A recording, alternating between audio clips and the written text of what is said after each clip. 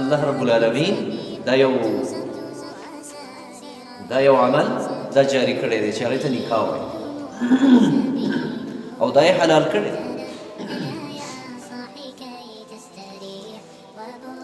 د نکاح په مقابله کې زنا ده د نکاح په مقابله کې زنا ده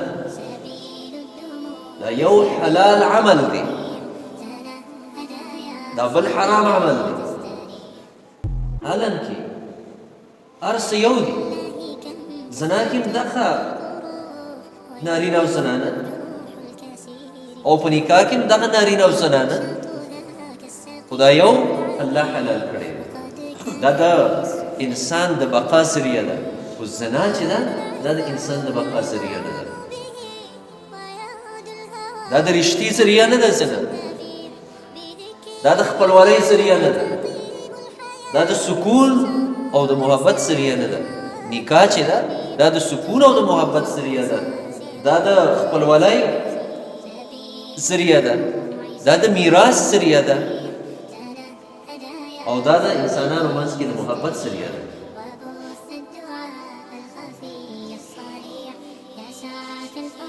لکه څومره انبیا کرام علیهم السلام چې دنیا ته راغلي دي یو پیغمبر هم داسې نه دی پاتې سوا د یو پیغمبر او هغه پیغمبر دی یحیی علیه السلام هغه باره کې قرآن کې الله فرمایلي وسیدا وحسورا ونبیا من الصالحین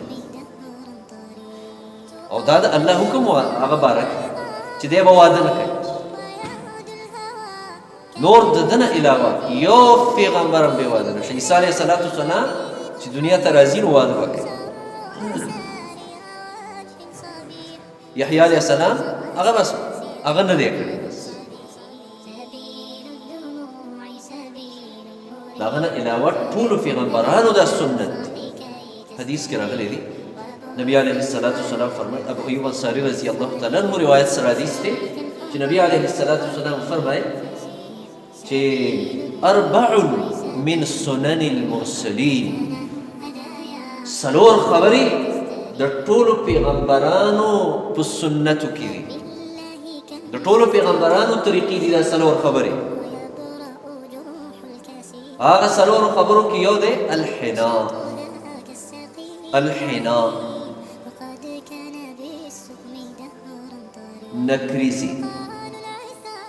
نکریزی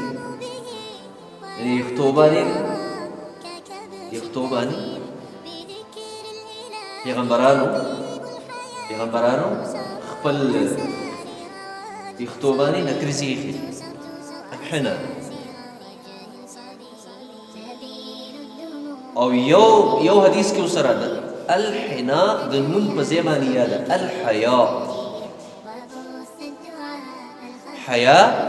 دا د ټولو پیغمبرانو طریقه ده او دویم څیز دی والتعطر عطر لګول خوشبو لګول دا ټولو پیغمبرانو خوښه وه د ټولو پیغمبرانو چې ټولو پیغمبرانو به عطر استعمالوه دا د دې دپاره چې د هغه نه ښایسته خوشبو راځي او د خلکو ترې نه کرکه ونه شي چې پیغمبر پاکي صفایي